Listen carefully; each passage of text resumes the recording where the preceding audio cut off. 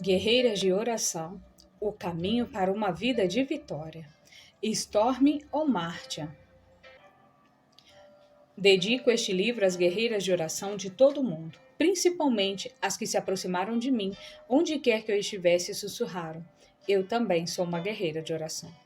Vocês sabem que são, mas nunca saberão quanto este gesto aqueceu meu coração. E quão grata sou por sua companhia nesta caminhada.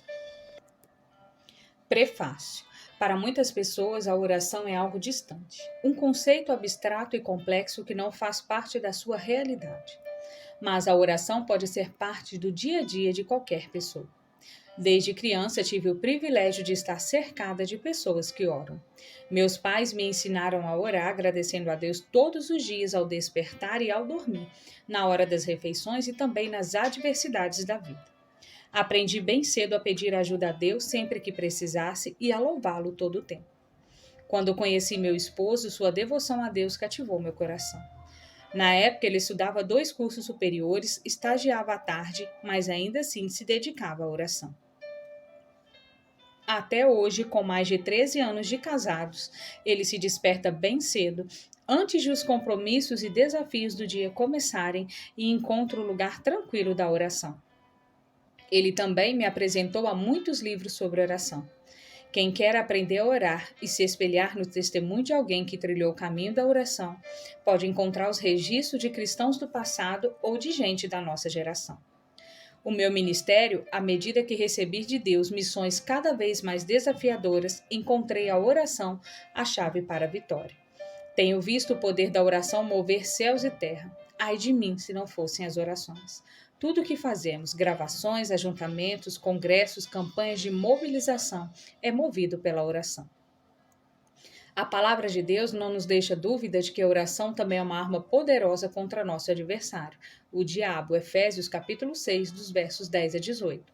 A realidade do mundo espiritual, dos demônios, principados e potestades tornou-se mais clara para mim. Ainda que muitas pessoas ignorem o inimigo, a verdade é que estamos em guerra e somos chamados a nos posicionar como valentes de oração nas conquistas para a expansão do reino de Deus.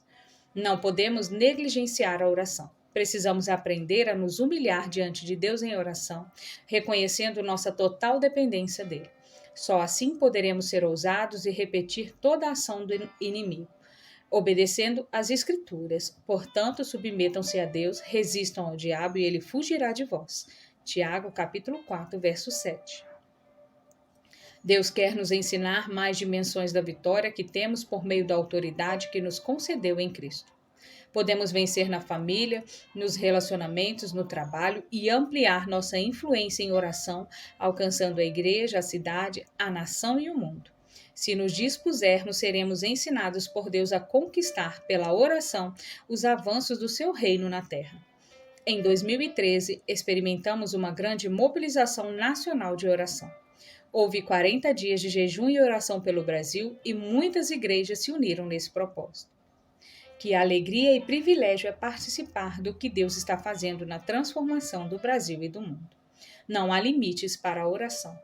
Orando, podemos vencer as pequenas batalhas na dimensão do coração, das motivações e das tentações. Podemos orar também por grandes causas, como guerras, decisões de governo, pelas autoridades da nação. Tudo pode ser tocado pela oração e precisamos aprender mais sobre isso. Em Guerreiras de Oração, Storm ou Mártir nos ajuda a enxergar que estamos numa batalha espiritual. Essa guerreira do Senhor nos inspira pela palavra e por exemplos práticos a nos envolver com Deus em oração. Seus outros livros, como O Poder da Esposa que Ora, têm ajudado milhões de pessoas a vencer por meio da oração. Creio que Guerreiras de Oração será uma poderosa ferramenta para que mais cristãos se alistem nessa batalha. Que vidas, famílias, igrejas, cidades e nações inteiras sejam transformadas por joelhos dobrados diante de Deus e punhos cerrados contra o inimigo de nossas almas. Que a leitura deste livro faça Deus ganhar mais amigos, pessoas e se deleitem em estar em sua presença e que se disponham como intercessoras. Que vitórias sejam alcançadas em todas as dimensões. Ana Paula Valadão Bessa. Filhinhos, vocês são de Deus e os vencerão, porque aquele que está em vocês é maior do que aquele que está no mundo. 1 João capítulo 4, versículo 4. Capítulo 1. Entenda que há uma guerra e você está nela. Morei no sul da Califórnia por mais de 40 anos e testemunhei o pior terremoto que ocorreu nesse período. Nunca me acostumei com terremotos. Para mim, são mais assustadores que qualquer outra coisa. Eles aconteciam de repente, sem nenhum aviso, e não dava para saber quanto tempo e intensidade teriam, nem qual seria a gravidade dos estragos. Alguns terremotos eram tão violentos que eu nem mesmo conseguia alcançar o vão da porta ou ir para debaixo de uma mesa sólida, como éramos instruídos a fazer. Em momentos assim, a pessoa sente sua vida sair totalmente do controle. Não sabe se morrerá, se será enterrada viva ou se ficará gravemente ferida, ou ainda com alguma esperança se escapará ilesa. Os edifícios que sobreviviam a esses grandes terremotos tinham alicerces firmes e construção reforçada, aptos a resistir a abalos violentos. Quando a Califórnia definiu códigos de construção específico para tornar os edifícios mais seguros em caso de abalos, as pessoas sábias procuraram se informar de quais eram tais edifícios e se estão ou não em um deles. A situação mais aterrorizante era os tremores noturnos, enquanto todos dormiam. Era um susto acordar em meio à escuridão total, pois a energia acabava e não dava para enxergar coisa alguma.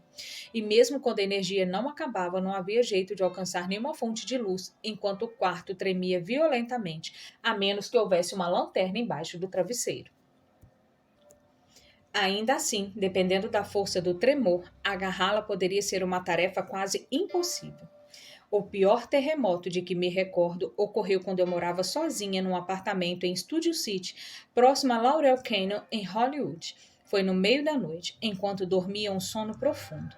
Eu morava no andar térreo de um prédio de 2 andares com 4 apartamentos, construído antes das normas de construção para a prevenção de terremotos serem atendidas e estabelecidas.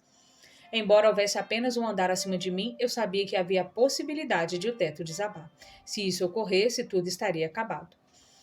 Anos antes, eu tinha visto com os próprios olhos escombros posteriores a um forte terremoto, e aquela imagem ficou gravada em minha memória.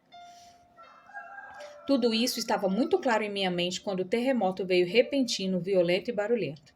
Tentei sair do quarto e ir em direção ao corredor e à porta da sala, pois assim poderia chegar ao jardim, onde estaria longe de possíveis objetos em queda durante os tremores. Mas havia janelas demais na frente do apartamento. Até a parte superior da porta da sala era feita de vidro, para que eu tentasse escapar enquanto o chão ainda estivesse tremendo com tanta violência. Pensei que se pudesse chegar o mais próximo possível daquela porta da frente sem ser acertada por nenhum vidro estilhaçado, talvez conseguisse sair antes do prédio desmoronar. A julgar pelas vibrações intensas do apartamento, o desmoronamento parecia iminente. Enquanto eu atravessava com dificuldades o pequeno corredor, fui atirada com violência contra a parede de um lado para o outro, o que me fez bater os 2 ombros. Além do ruído ensurdecedor do terremoto e do tremor da estrutura do prédio, eu também ouvi as louças sendo lançadas no armário da cozinha para o chão e se quebrando. Os lustres se chocavam contra as paredes. Cada segundo parece uma eternidade quando o chão e tudo ao seu redor estão tremendo. Sobretudo se você não estiver numa edificação construída sobre uma fundação sólida de acordo com os padrões de segurança confiáveis. Quando isso aconteceu, eu não tinha um relacionamento pessoal com Deus, mas tentei desesperada estabelecer uma ligação naquele momento. Deus, no entanto, parecia distante e distraído. Estar aterrorizada e sozinha não era novidade para mim. Criada por uma mãe que sofria de problemas mentais, num sítio no município de Omong, a quilômetro de distância da cidade ou do vizinho mais próximo. Ainda assim, sofrer maus tratos por parte dela durante a infância e ficar trancada no closet sempre que meu pai não estava em casa não se comparava àquela existência de terremoto. Pelo menos no closet eu tinha esperança de sair. Eu não acreditava que escaparia do terremoto com vida. Não tinha a quem orar ou recorrer. Com certeza eu não tinha aquele lugar de paz que pode ser encontrado no Senhor, mesmo em meio a circunstâncias aterrorizantes. Na verdade, até então eu nunca tinha sequer ouvido falar em algo semelhante. Consegui sobreviver ao terremoto sem ferimentos graves, mas assim que o tremor cessou, peguei minha bolsa e a chave do carro e decidi ir à casa de uma amiga. Era perigoso e assustador demais permanecer ali, pois ainda havia risco de desmoronamento. Quando eu estava indo à casa de minha amiga, os tremores recomeçaram. Eram tão violentos que na estrada eu senti o carro sendo jogado como se fosse um brinquedo. Foi insano. A vida só começa quando você passa pela experiência de dirigir enquanto o pavimento chacoalha para cima e para baixo, como um lençol pendurado no varal durante uma tempestade, e se abre com rachaduras tão profundas que você teme ser engolida para dentro da terra. Foi um episódio terrível. Os tremores posteriores podem ser tão assustadores quanto o próprio terremoto, especialmente porque sabemos que tudo ao redor já está numa condição de maior precariedade. Fiquei com minha amiga durante alguns dias até que os tremores cessaram. Então, assim que me senti seguro o suficiente para fazer uma limpeza completa em meu apartamento, aproveitei para empacotar o que não havia quebrado e me mudei. Logo me casei com alguém só para não ter que me sentir tão sozinha e aterrorizada de novo. O casamento não completou sequer 2 anos. Depois do primeiro ano, entreguei minha vida a Cristo. Meu marido não gostou nem um pouco e declarou sem rodeios que eu estava proibida de dizer o nome de Jesus na casa dele. Era o mesmo que dizer a uma pessoa morrendo de sede que ela nunca poderia beber água novamente. E acabou sendo o ponto final naquela união desastrosa. Não houve reconciliação, e lá estava eu sozinha de novo, pela primeira vez na vida, porém me senti como se não estivesse só. Tinha estado morta, mas agora estava viva, e havia encontrado uma fonte de água viva que nunca seca. Ao longo desses anos, percebi que a vida espiritual é bem parecida com minhas circunstâncias durante aquele terremoto. Se não construirmos um alicerce sólido, seguindo padrões de construção firmes e comprovados, seremos incapazes de permanecer seguras e ilesas durante os tremores e agitações que ocorrem dentro e em torno de nós. Afinal, quem nunca passou por um abalo? Tudo parece instável em nosso mundo. As condições climáticas, os governos, o trabalho, os relacionamentos, a saúde, o casamento, os filhos, a mente e os sentimentos. A lista não tem fim.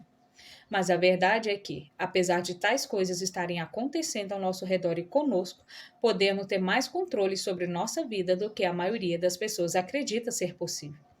Para isso, porém, é necessário que nossa vida espiritual seja edificada sobre um alicerce sólido e de acordo com um código específico. Como construir um alicerce sólido? Em primeiro lugar, não fomos criadas para edificar nossa vida sozinha. Não fomos projetadas para assumir tudo com as próprias mãos a fim de moldar a vida conforme nossa vontade. Nossa vida não foi planejada para andar fora de controle. Tampouco fomos formadas para viver com medo constante. Pelo contrário, cada uma de nós foi criada para estar sob o controle de Deus. Fomos concebidas para entregar nossa vida ao Senhor e convidá-lo a nos tornar tudo o que Ele nos criou para ser. Fomos projetadas para caminhar com Ele em todas as situações, desfrutando da paz que excede todo entendimento. É possível estabelecer nossa vida sobre uma fundação tão firme que, não importa o que esteja acontecendo ao redor, não seremos abalados. Para isso, nossa vida precisa estar edificada sobre a rocha. A Bíblia diz, porque ninguém pode colocar outro alicerce além do que já está posto, que é Jesus Cristo. 1 Coríntios capítulo 3, versículo 11. Jesus disse em Lucas capítulo 6, nos versos 47 e 48. Eu lhe mostrarei com que se compara aquele que vem a mim. Ouve as minhas palavras e as pratica. É como o homem que, ao construir uma casa, cavou fundo e colocou os alicerces na rocha. Quando veio a inundação, a torrente deu contra aquela casa, mas não a conseguiu abalar, porque estava bem construída. A rocha sólida é Jesus. A presença dele impacta todos os aspectos de nossa vida. A rocha sólida também é a palavra de Deus. Jesus é chamado de palavra viva. Isso porque Jesus é a palavra. Jesus e sua palavra são inseparáveis. Não podemos ter um sem o outro. Jesus e sua palavra são alicerces sólidos sobre o qual podemos construir e estabelecer nossa vida. Quando aceitamos Jesus, ele nos dá seu Espírito Santo para habitar em nós, que é o sinal de que pertencemos a ele. O Espírito Santo nos capacita a viver aquilo que a palavra nos ensina. É a maneira de Deus nos transformar e operar de modo profundo em nosso coração a fim de nos manter firmes, seguras e fortalecidas. Jesus, a palavra de Deus e o Espírito Santo de Deus nos ajudam a permanecer firmes, não importa quanto o mundo ao redor esteja abalado e desmoronando. Falaremos mais sobre isso no capítulo 2. Conheça seu capitão e fique ao lado dele. Uma guerra está sendo travada. Se você crê em Jesus e o aceitou como Salvador, você faz parte do corpo de Cristo. Isso significa que você será inserida na batalha espiritual entre Deus e o inimigo. Na verdade, mesmo que ainda não tenha recebido Jesus em sua vida, você está na guerra. Só não está ciente disso e, portanto, não tem controle sobre as coisas que acontecem em sua vida. Você pode ser atingida e ferida no fogo cruzado do inimigo de sua alma sem nem mesmo perceber o que está se passando. Talvez esteja enfrentando muitos problemas, uma série de acidentes ou enfermidades, divórcios, problemas relacionais, profissionais ou financeiros, tormentos mentais, consequências de escolhas ruins, rebeldia dos filhos. A lista é interminável. Pode achar que é falta de sorte, mas não é. Você está no fogo cruzado de um inimigo que você nem mesmo conhece. Os cristãos também podem sofrer por estar no fogo cruzado, mas isso porque eles não entendem que há uma guerra sendo travada e eles estão envolvidos nela. Muitos cristãos estão sendo atingidos pelo inimigo de nossa alma e vida, mas acreditam que coisas ruins lhe acontecem simplesmente porque a vida é assim. Não desempenham papel ativo na guerra, apesar de estarem sofrendo as consequências da batalha. São atacados e ficam feridos e incapacitados porque estão totalmente despreparados para enfrentar a oposição do inimigo. Não fazem ideia de como lutar. O inimigo de Deus é seu inimigo. Talvez você acredite que não está em guerra contra ninguém, mas não é preciso estar em guerra contra alguém para que aquela pessoa esteja em guerra contra você. Talvez pense que seu inimigo espiritual não exista, logo não está em guerra contra ele. Mas a verdade é que, independentemente de sua opinião, há um inimigo que está sempre contra você. Uma de suas artimanhas prediletas é nos convencer de que ele não existe e, portanto, não oferece ameaça. Ele é o mestre do disfarce. Ele se disfarça diante de luz. Imagine quão enganoso isso pode ser alguém incapaz de identificar uma mentira. Talvez você esteja pensando: não quero pensar nem falar sobre o inimigo. Eu também não. E não temos de fazê-lo, não em excesso.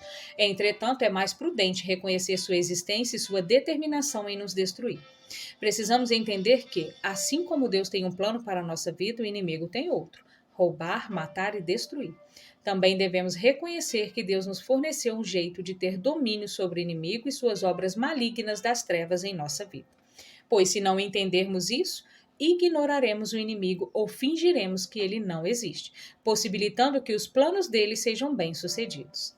Você, que é cristã, está envolvida na guerra espiritual, quer saiba disso, quer não. Quer reconheça esse fato, quer não. Quer aceite-o, quer não. Talvez acredite que algumas coisas ruins que acontecem com você ou com os outros ou que estão evidentes nas situações do mundo ao redor sejam meras coincidências ou azar. Mas é muito mais sombrio que isso. Essas coisas resultam dos planos do inimigo, que é o inimigo de Deus e de todos os seus filhos, incluindo você e eu. Talvez pense que não está na guerra, mas está. Talvez imagine que não precisa se envolver na batalha, mas precisa. Muitas vezes, quando as pessoas lutam em oração para que a vontade do Senhor prevaleça numa batalha específica, pensam que, uma vez vencida a batalha, a guerra chegou ao fim. Mas a guerra nunca termina, pois o inimigo não tem momentos ocasionais de bondade em relação a nós. Você pode afastar essa realidade, mas ela continua a existir. Em um dia você descobre que coisas ruins estão lhe acontecendo. Está sofrendo abalos que impactam gravemente sua vida e não está preparado para fazer nada a respeito. Sua maneira de reagir ao inimigo de sua alma determina qual plano para sua vida será realizado, o dele ou de Deus. A maioria dos cristãos reconhece que tem um inimigo. Leram a Bíblia e estão cientes desta parte. Oram para que a vontade de Deus prevaleça. Contudo, ocorrem muitas batalhas na vida, e Deus chama os que nele creem para lutar por seu reino como guerreiros e guerreiras de oração. Não se trata de um grupo formado por cristãos selecionados, que são mais espirituais e gostam desse tipo de coisa ou não têm nada melhor para fazer. Deus chama todos os cristãos para travar a batalha espiritual. Uma forma de encarar isso é pensar no novo nascimento como um ingresso no exército de Deus. Não podemos nos dar ao luxo de pensar: se eu não reconhecer que tenho um inimigo, não terei de me envolver com ele. Posso escapar dessa guerra. Se você pensa assim, permita-me dizer o seguinte com educação e amor: você está sonhando, está vivendo uma fantasia. Tanto o inimigo como o Deus têm um plano para a sua vida. Qual plano você quer que seja realizado? Deus lhe dá livre-arbítrio e lhe permite escolher a vontade dele em sua vida. O inimigo não dá a mínima para seu livre-arbítrio, contanto que possa influenciá-la a se inclinar na direção do plano dele para sua destruição. Conheço pessoas que creem que, se jamais reconhecerem a existência do inimigo, e principalmente se não aceitarem o fato de que o inimigo de Deus é também inimigo delas, nunca serão atraídas para nenhuma batalha, muito menos para uma guerra. Mas aqueles que negam a guerra se recusam a vê-la, a ignoram ou fogem dela estão destinados a perder. Deixe-me repetir: a verdade é que já estamos em guerra. A guerra nunca termina enquanto não partimos para estar com o Senhor. É melhor permanecer firme e lutar conforme a vontade de Deus. Li a Bíblia inteira várias vezes e conheço o final dessa história. Na guerra entre Deus e o inimigo, Deus vence. Não é como nas guerras terrenas em que as pessoas têm esperança de vencer e oram para que isso aconteça. Nesta guerra, temos vitória garantida sobre o inimigo, mas ainda assim precisamos lutar cada batalha para chegar à vitória. Cada batalha é travada em oração. A oração é a batalha. Durante a Primeira e a Segunda Guerra Mundiais, foram espalhados por todos os Estados Unidos cartazes retratando um senhor vestido com as cores da bandeira americana, azul, vermelho e branco, e cartola na cabeça com o dedo indicador em riste. A legenda dizia: "Eu quero você." O tio Sam, símbolo dos Estados Unidos, queria recrutar homens e mulheres para o exército americano. Precisamos visualizar uma imagem semelhante em nossa mente. O retrato de Jesus olhando para nós, apontando o dedo em nossa direção e dizendo: "O Pai quer você." Deus quer que você lute no exército dele. Você vai aceitar o chamado? Não é preciso temer a terminologia da batalha. Não há razão para ter receio de palavras como guerreiro, guerra, combate ou armas. Apesar de estarmos numa batalha espiritual, ela não é menos real que as batalhas carnais travadas na terra hoje. A diferença é que na guerra espiritual lutamos por meio da oração. Repito, não há motivo para ter medo. O exército de Deus é o único lugar ao qual você será designada, mas de fato não precisa ir a lugar nenhum. No momento em que diz: "Pode contar comigo, Senhor. Quero me unir aos outros guerreiros e guerreiras de oração para ver tua vontade feita na terra", você está ativa no serviço militar. Quando Deus põe em seu coração uma pessoa, um grupo de pessoas, uma comunidade, uma cidade ou uma nação estrangeira, ele estabelece uma conexão mediante o Espírito entre você e essa segunda parte. E você pode interceder em favor dela. Você começa a agir como guerreira de oração tão logo dá voz aos seus sentimentos e conversas com Deus a respeito deles. Seu coração será enviado em oração para onde Deus quer que ele esteja.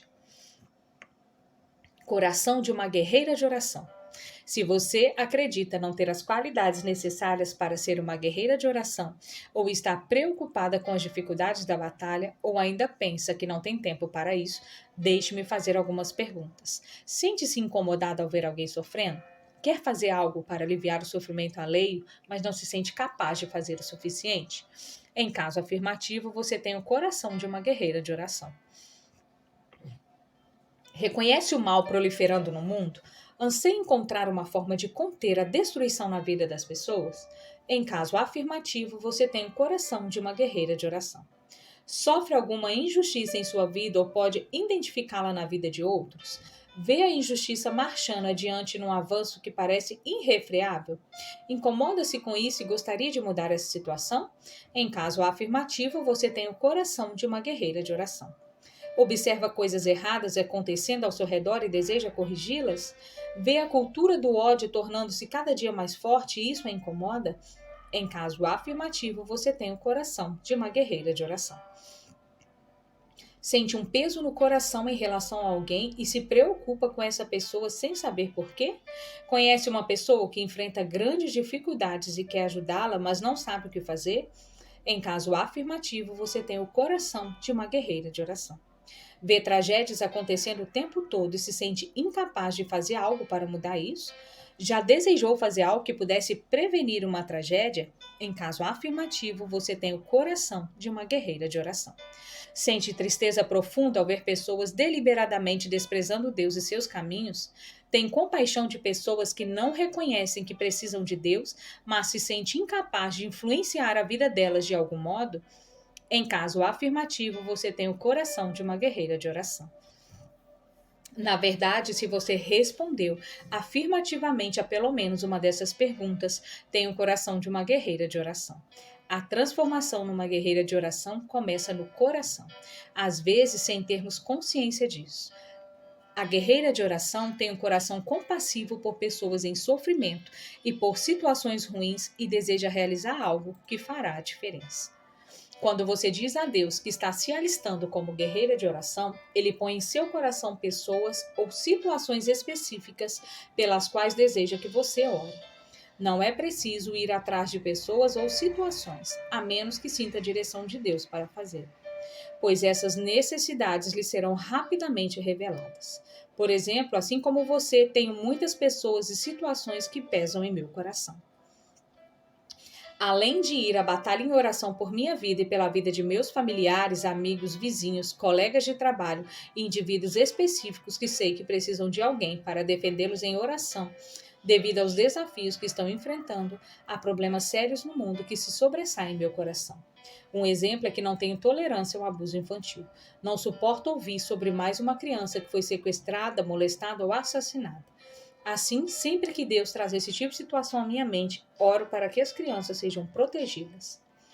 Oro para que qualquer pessoa que de algum modo ferir uma criança seja colocada na prisão e nunca seja solta para causar outro mal. Oro para que pessoas que abusam de crianças sejam expostas e pegas antes de pôr em prática seus planos malignos. Oro especificamente para que pessoas envolvidas com o resgate de tais crianças possam capturar os perpetradores do mal antes que ele cometam mais um crime. Reconheço diante de Deus que estou a serviço dele como guerreira de oração e sei que ele pôs isso em meu coração com grande intensidade. Outra questão que pesa meu coração é o mercado de escravidão sexual. É inconcebível que homens com o coração tomado por iniquidade e ganância capturem meninos e meninas e os vendam a outros homens dispostos a pagar para abusar desses jovens a fim de satisfazer seus desejos pervertidos, sórdidos e egoístas. Nenhum ser humano decente pode estar ciente de que coisas desse tipo acontece em afirmar que não existe mal no mundo. Oro para que Deus providencie uma saída para essas jovens vítimas, enviando pessoas piedosas que as ajudem a livrar-se dessa vida infernal e a encontrar a restauração que o Senhor lhes tem reservado. Oro para que profissionais que procuram libertar esses jovens tenham o favor de Deus e alcancem sucesso miraculoso.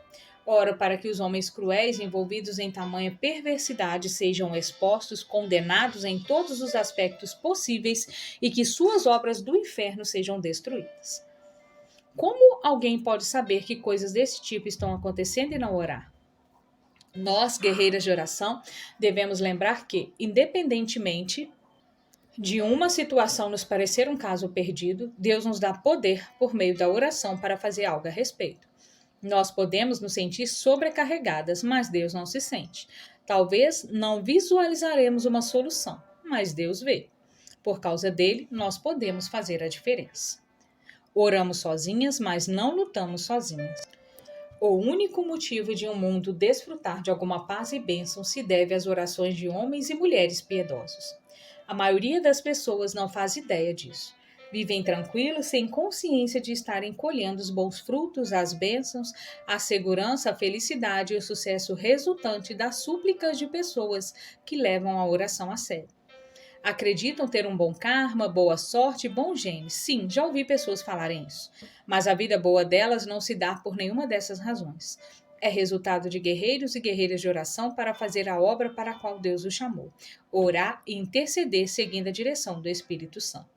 E não são apenas alguns que são chamados. Todos somos chamados a orar. O problema é que poucos de nós estão ouvindo. Você está ouvindo, do contrário, não estaria lendo este livro. Depois de ter sobrevivido àquele terremoto assustador e de haver entregado minha vida a Jesus, descobri que em Los Angeles há muitos guerreiros de oração que oram especificamente a respeito de falhas geológicas. Essas pessoas sentem uma forte direção do Espírito Santo para orar por essa questão. Oram para que o Big One, o maior terremoto previsto por geólogos há décadas, nunca aconteça. Ora para que, se atividades sísmicas devem ocorrer, limite-se a pequenos tremores. Conversei com 2 mulheres que participam desse grupo. Elas vão até a região onde acreditam-se que tais falhas estejam localizadas e oram ali. Não sei quantas pessoas fazem parte do grupo, não perguntei. Eu estava apenas falando sobre terremotos outro dia e essas senhoras me contaram isso. Não estavam em busca de aplauso, contaram-me apenas porque demonstrei preocupação com a questão dos terremotos. Durante anos me perguntei por que o número de vítimas de terremotos na Califórnia não era maior, principalmente em vista da forte intensidade de alguns deles. Hoje acredito que seja a resposta de Deus a orações dos guerreiros de oração. Já testemunhei vários abalos e não me feri em nenhum deles. Não atribuo minha sobrevivência à sorte, a um bom karma, aos bons genes, nem a bom senso. Dou graças a Deus por ter respondido às orações dos guerreiros de oração antes mesmo de eu saber que Deus e eles existiam. Não estou dizendo que você precisa fazer algo que requer a dedicação de tanto tempo ou esforço quanto ir à região das linhas de falhas geológicas, como fazem as pessoas daquele grupo. Eles sabem que receberam esse chamado. E acredite, quando você for chamada para uma oração específica, não conseguirá não atender ao chamado. Você não revirará os olhos para Deus e dirá: "Ah, sério mesmo? Mas estou cansada, meu programa de TV predileto vai começar. Não estou afim." Em vez disso, dirá: "Sim, Senhor, é para já." E considerará um privilégio servir a seu grande capitão dessa maneira. Mesmo quando estiver orando sozinha, não estará sozinha na batalha. Inúmeros guerreiros de oração de todo o mundo estão orando com você. É mais tarde que pensamos. Precisamos fazer mais que orar apenas por nossas próprias necessidades. Não significa que devemos parar de orar por elas, de jeito nenhum. Jesus diz que devemos orar por essas coisas e isso faz parte de ser uma guerreira de oração. Precisamos batalhar em oração por nossa vida, tanto como pela vida de nossos familiares, amigos e pessoas que Deus põe em nosso coração. Contudo, não devemos parar por aí, como se o resto do mundo não fosse nosso problema. Além de ser nosso problema, somos também ordenadas pelo Senhor a agir como intercessoras. Ele chama cada uma de nós para isso. Podemos ver o mal agindo em tudo ao nosso redor. Quem sabe estejamos num lugar seguro agora, mas isso pode mudar num instante. Coisas horríveis estão acontecendo muito perto de nós. Eu morava com minha família num bairro que me parecia seguro até que um dia deixei de pensar assim. Era possível sentir o mal penetrando, apesar de naquela época não ter provas disso. Estive perto do mal suficiente durante minha vida, principalmente na juventude, para reconhecê-lo em meu espírito quando ele se aproxima. Orava sobre essa questão todos os dias, mas não conseguia me livrar da sensação de que meu marido, meus filhos e eu não estávamos num lugar seguro. Orava para que Deus nos livrasse do mal e o afastasse de nossa comunidade. O Espírito Santo nos orientou a mudar para outro bairro mais seguro. Pouco tempo depois da mudança, foi descoberto que no bairro onde morávamos havia um círculo enorme de pornografia infantil operando numa casa de aparência respeitável bem debaixo do nariz de todos. Eles atraíam crianças ao local, filmavam coisas horríveis sem ninguém desconfiar de nada. Todos sabíamos quais eram as regiões em que o mal e o crime operavam em nossa cidade, e ninguém chegava perto delas, mas não tínhamos ideia do que acontecia em segredo em nosso próprio bairro. Depois que nos mudamos dali, uma maravilhosa senhora cristã que conhecíamos foi buscar a filha adolescente na casa de uma amiga, onde a menina participava de um estudo bíblico, a 2 quarteirões de onde morávamos. Enquanto ela esperava no carro com o filho mais novo, o homem parou ao lado, caminhou até o vidro do carro e apontou uma arma. Ela entregou a bolsa e a pasta sem reagir, mas ele encostou a arma nela e atirou mesmo assim. Foi assassinada a sangue frio na frente do filho e da filha que saía da casa com os outros participantes do estudo bíblico. Uma tragédia horrível, horrenda, inimaginável e desoladora para a qual ninguém deveria ter de passar. Demorou um tempo, mas o assassino foi finalmente identificado, preso, julgado e condenado à prisão perpétua. A justiça foi feita, mas ninguém mais se sentiu seguro naquele bairro. Na verdade, ninguém está seguro em bairro nenhum. O mal está em toda parte e temos de erguer o muro espiritual contra o mal em oração, para impedi-lo de entrar em nosso bairro ou comunidade. Caso já tenha entrado, devemos orar para que o mal seja exposto e afastado para bem longe de nós. É isso que guerreiras de oração fazem. Não quero estar numa guerra, pois detesto violência. Sei que você não quer fazer parte de uma guerra. Eu também não. Ninguém quer. Inúmeras pessoas disseram isso ao longo da história. Quando o inimigo ataca, porém, não temos escolha. O fato de detestar a violência é exatamente a razão de se envolver na batalha. Se você não tomar uma posição ofensiva por meio da oração, o inimigo trará a batalha até você. Trará a batalha ao seu lar, seu bairro, sua escola, seu local de trabalho. Onde quer que você esteja, o inimigo vem para destruir e quando ele o fizer, você deve estar pronta para lutar de forma defensiva a fim de contê-lo. Mas o melhor é orar com antecedência para prevenir. Talvez você tenha decidido ler este livro porque está curiosa a respeito da guerra espiritual, do que se trata e por que uma pessoa se envolveria nela. Mas permita-me dizer que Deus deseja fazer mais que satisfazer sua curiosidade. Você precisa lutar contra aquilo que está acontecendo ao seu redor e vencê-lo primeiro no âmbito espiritual para depois vencê-lo aqui na Terra. Este livro a ajudará a descobrir de que lado você está, a identificar seu capitão e a reconhecer seu verdadeiro inimigo. Ajudará a entender sua autoridade em oração e a condicionar a si mesmo para saber tudo o que Deus a chama para ser.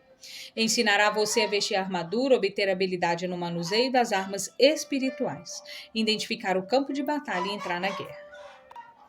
Mostrará como resistir ao inimigo, enxergar cada situação da perspectiva de Deus e orar sob a direção do Espírito Santo. E quando fizer tudo isso, você impedirá que o inimigo tire qualquer coisa que lhe pertence, incluindo cônjuge, filhos, lar, saúde física e mental, clareza, pureza, paz, poder e comunhão com o Senhor. Também poderá recuperar territórios que pertencem a Deus, como pessoas que estão perdidas ou não conseguem ajudar a si mesmas e precisam de alguém para defendê-las do inimigo. Deus nos dá domínio sobre a terra mediante o poder do Espírito Santo em nós. A vitória, porém, resulta de nossa luta diária contra o inimigo de todas as coisas boas. Não devemos ficar de braços cruzados e permitir que os problemas entrem em nossa vida. Sim, teremos aflições e muitas vezes elas são inevitáveis. Deus não nos prometeu uma vida sem adversidades ou lutas. Não nos prometeu vitória instantânea sobre cada desafio. Mas nos disse que, com a proclamação de sua verdade e uma vida de oração em seus caminhos, superaremos as dificuldades. Nossa batalha espiritual em oração prepara o terreno para Deus nos trazer a vitória. Parece trabalho demais. Se você acha que ser uma guerreira de oração é trabalho demais, vou lhe dizer o que é realmente trabalho: enterrar um filho, ser chamada à cena de um acidente terrível, receber o diagnóstico de uma doença, o fim de uma grande amizade, a ruptura de laços familiares, relacionamentos ruins no trabalho, sofrer de solidão, tristeza, frustração, falta de esperança ou infelicidade, acumular dívidas, perder a casa própria, pobreza, desânimo, pecado, medo, terror, ansiedade profunda, o fim de um casamento. Tudo isso é trabalho demais. Você pode estar pensando, quer dizer que tudo isso acontece quando não oro? Você pode estar pensando, quer dizer que tudo isso acontece quando não oro? Eu lhe pergunto, há alguma garantia de que o inimigo de sua alma não tem a ver com nenhuma dessas coisas? De que nenhum desses problemas está relacionado ao plano maligno dele para destruir sua vida? De que ele não planeja nada desse tipo para a sua vida ou para a vida das pessoas que você ama? É possível garantir que a oração não tem nenhum efeito sobre nenhuma dessas coisas que acabei de mencionar? Sim, todas nós fazemos coisas tolas de vez em quando e acabamos nos metendo em confusão. Para alguns de nós pode parecer que essas coisas simplesmente acontecem, mas quantas vezes você gostaria de ter orado por um conhecido antes de ele ser diagnosticado com uma terrível doença? Ou antes de seu suicídio, ou antes de sua overdose, ou antes de um filho adolescente sofrer um acidente, ou antes de um assalto? Muitas vezes, tenho certeza. Todas sentimos isso. Não estou dizendo que somos responsáveis quando coisas ruins acontecem porque deixamos de orar. Estou dizendo que coisas ruins podem ser evitadas quando oramos. E somos responsáveis diante de Deus por quanto oramos, com que frequência oramos e quão fervorosamente buscamos a direção do Espírito sobre o que orar. O mundo está em situação de desespero. O sofrimento aumenta a cada dia. Podemos vê-lo, conhecemos o sofrimento e dá para sentir. Isso sim é trabalho demais. Fico perplexa quando ouço alguém dizer, bem, se vai acontecer de qualquer jeito, por que orar? Por favor, ouça o que estou dizendo. Sim, algumas coisas vão mesmo acontecer. Por exemplo, o retorno do Senhor Jesus Cristo, o fim da influência do inimigo sobre a terra, o surgimento do anticristo e o cumprimento de cada profecia bíblica que ainda não se cumpriu. Mas Jesus não disse aos cristãos, cruzem os braços e não façam nada até eu voltar. Ele não disse, essas coisas vão acontecer de qualquer jeito, então comam, bebam e sejam felizes enquanto podem. Não, ele disse que devemos ocupar o território em que ele nos inseriu, segundo a vontade dele até ele voltar.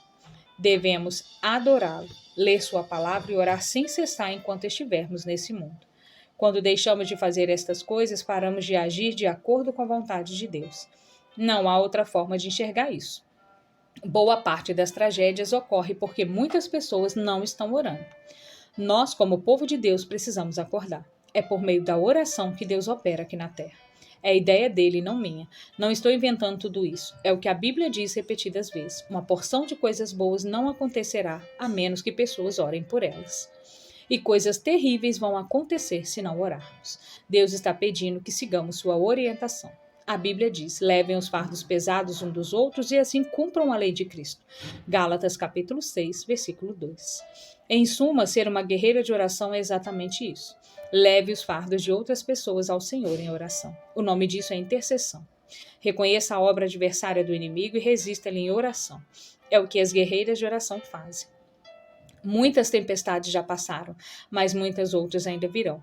As coisas estão abaladas, mas muitas outras serão estremecidas. Se você construiu sua casa sobre a rocha e tem o hábito de orar, permanecerá firme e sobreviverá à tempestade. Essa é uma das muitas recompensas de ser uma guerreira de oração. Há muito a ser escrito sobre a batalha espiritual para caber em um livro. Nesta obra, estou escrevendo sobre como você pode se tornar uma guerreira de oração eficaz. Ou, se você já é uma, como pode se tornar a guerreira de oração mais vitoriosa possível. Unidas em oração, podemos transpor todas as barreiras que impedem a unidade para a qual Deus nos chamou e podemos nos tornar o poderoso exército das guerreiras de oração que Ele quer que sejamos. Comece dizendo: Senhor, usa-me como tua guerreira de oração, e o Espírito Santo o conduzirá até lá. Oração para a guerreira de oração. Senhor, oro para que me ajudes a edificar minha vida sobre base sólida. Sei que não há alicerce mais firme que aquele estabelecido sobre a rocha, que é o Senhor Jesus e a palavra. 1 Coríntios capítulo 3, verso 11.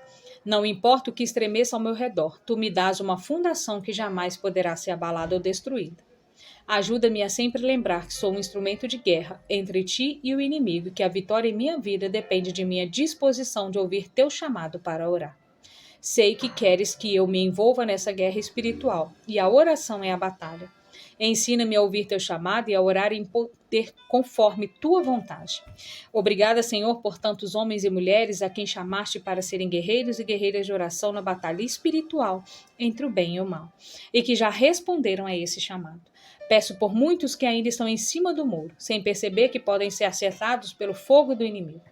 Ajuda-nos a despertar para a tua verdade. Capacita-nos a levar o fardo uns dos outros em oração e a cumprir tua lei. Ensina-nos a sempre ouvir teu chamado. Capacita-me a ouvir a voz do teu Espírito Santo, conduzindo-me à oração. Mostra-me onde minha oração é mais necessária para mim, para minha família e para as pessoas e situações que puseste em meu coração. Mostra-me como devo orar.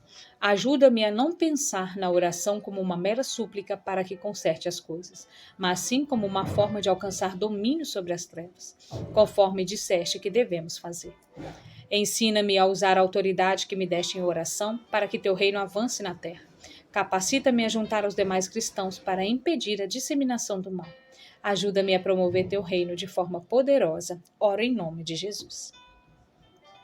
Não durmamos como os demais, mas estejamos atentos e sejamos sóbrios. 1 Tessalonicenses, capítulo 5, versículo 6.